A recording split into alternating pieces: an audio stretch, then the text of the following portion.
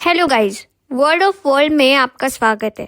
क्या आपने कभी सोचा है कि भारत के ऑपरेशन सिंदूर की सफलता के बाद अगर पाकिस्तान उसका बदला लेने के लिए युद्ध छेड़ दे और इसी बीच बांग्लादेश भी मौके का फायदा उठाकर भारत पर हमला कर दे तो क्या होगा? ये स्थिति दक्षिण एशिया में बड़े पैमाने पर तनाव और संघर्ष को जन्म दे सकती है। दोस्तों, ये सिर्फ एक काल्पनिक स्थिति नहीं है, ये एक ऐसा वर्स्ट केस सिनारियो है जो जियोपॉलिटिकल इक्वेशंस को बिगाड़ सकता है।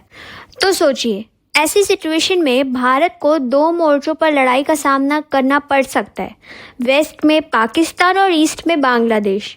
इससे भारतीय सुरक्षा बलों को ज़बरदस्त दबाव पड़ेगा और देश को अपनी सैन्य, कूटनीतिक और आर्थिक ताकत का पूरा इस्तेमाल करना पड़ेगा।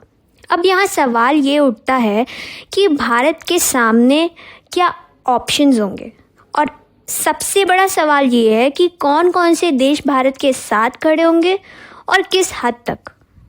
सबसे पहले बात करते हैं रूस की। भारत और रूस का रिश्ता दशकों पुराना है। डिफेंस, स्पेस और एनर्जी सेक्टर में गहरी साझेदारी है। अगर मामला सीधा पाकिस्तान या चीन से जुड़ता है तो रूस भारत का कूटनीतिक समर्थन ज़रूर करेगा, लेकिन क्या वो खुले तौर पर सैन्य मदद करेगा? शायद नहीं, क्योंकि रूस अभी खुद यूक्रेन में उलझा हुआ है। अब अमेरिका की बात करें तो यूएस का रवैया थोड़ा सिचुएशनल होता है। अगर भारत पर दो देशों का एक साथ हमला होता है तो यूएस शायद सैन्य सहायता दे, लेकिन सीधे युद्ध में उतरने से बचेगा। हाँ, इंटेलिजेंस, ड्रोन सपोर्ट और सैटेलाइट डेटा, ये सब चीज़ें अमेरिका से मिल सकती हैं। अब आते हैं इजराइल पर, और यही तस्वीर बदलने लगती है। भारत और इजराइल के बीच का डिफेंस और इंटेलिजेंस सहयोग बेहद मजबूत है, चाहे वो स्पाइक मिसाइल्स हो, हारोप ड्रोन या फिर इंटेलिजेंस शेयरिंग। इजराइल एक ऐसा देश है जो बिना ज़्यादा शोर के भारत को रियल टाइम मदद दे सकता है। ज़रूरत पड़ने पर इजराइल भारत को उच्च स्तरीय साइबर वारफेयर टूल्स, रडार तकनीक और यहाँ तक कि स्पेशल फोर्स ट्रेनिंग में भी सहायता कर सकता है।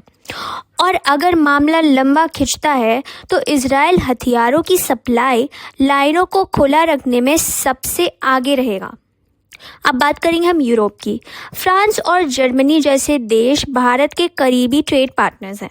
फ्रांस तो राफेल और दूसरे डिफेंस डील्स में भारत का मेजर पार्टनर रहा है, लेकिन क्या वो टैंक और सैनिक भेजेंगे? Very unlikely. हाँ, वो पाकिस्तान और बांग्लादेश पर डिप्लोमेटिक प्रेशर ज़रूर डाल सकते हैं। दोस्तों, अब हम बात करेंगे चीन की। अगर बांग्लादेश और पाकिस्तान भारत पर हमला करते हैं तो चीन की स्थिति बेहद अहम होगी। क्या वो न्यूट्रल रहेगा या पाकिस्तान और बांग्लादेश का साथ देगा?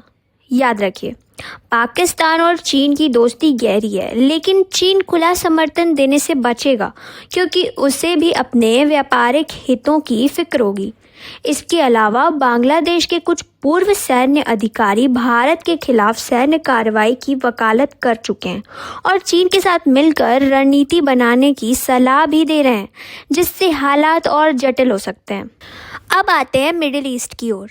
यूएई और सऊदी अरब जैसे देश हाल के वर्षों में भारत के काफ़ी करीब आए हैं। पाकिस्तान को फंडिंग देने के बाद भी अब इनका झुकाव भारत की तरफ ज़्यादा है, इसलिए आर्थिक और तेल सपोर्ट संभव है, लेकिन मिलिट्री नहीं। दोस्तों, आगे हम बात करेंगे भारत के पड़ोसियों की, यानी नेपाल, भूटान, श्रीलंका। ये सीधे तौर पर भारत के साथ खड़े होंगे, लेकिन सीमित क्षमताओं के साथ। सबसे इंटरेस्टिंग रोल होगा जापान और ऑस्ट्रेलिया का, जो क्वाड के मेंबर हैं। ये देश भारत की टेक्नोलॉजिकल और डिप्लोमेटिक सपोर्ट देने में मदद कर सकते हैं और समुद्री सुरक्षा में भी मदद कर सकते हैं। तो अगर पाकिस्तान और बांग्लादेश एक साथ हमला करे तो भारत पूरी तरह अकेला नहीं होगा। दुनिया की मेजर कंट्रीज भारत के साथ होंगी, but the support will be more strategic and symbolic and no boots on the ground. तो फिर क्या होगी भारत की असली ताकत? दोस्तों, वो भारत की अपनी डिफेंस पॉलिसी, सेना की तैयारियां और जनता के विश्वास में होगी। और शायद यही कारण है कि कोई भी देश भारत से पंगा लेने से पहले 10 बार सोचता है। दोस्तों, क्या आपने कभी सोचा है भविष्य की जंग सिर्फ हथियारों से नहीं बल्कि गठबंधनों और डेटा से लड़ी जाएगी? अगर आपको ऐसे जियोपॉलिटिकल एनालिसिस वीडियोस पसंद आते हैं तो इस वीडियो को लाइक कीजिए, शेयर कीजिए, चैनल को सब्सक्राइब कीजिए और डिस्क्रिप्शन बॉक्स में दिए गए ऑपरेशन सिंदूर के वीडियो लिंक पर क्लिक करना मत भूलिएगा। तो मिलते हैं अगली वीडियो में एक और अनजाने लेकिन ज़रूरी सवाल के साथ। धन्यवाद।